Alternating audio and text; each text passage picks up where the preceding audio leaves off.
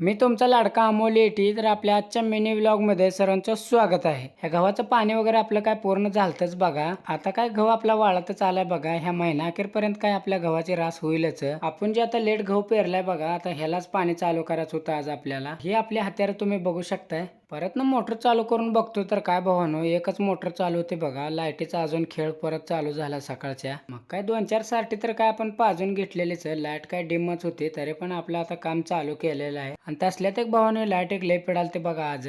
दुपार लाईट गेल्यावर घरी आलो तर सोन्याला कटिंग करायला तेलगावला जायचं होतं बघा. मग आता तिकडच चाललोय आणखी. एक तर दुपारच्या वेळेला चाललोय. ह्यानं अजून म्हणलं घरी जेवण करायला गेला का काय, आता बघूया. गेल्याशिवाय काय आपल्याला कळणार नाही.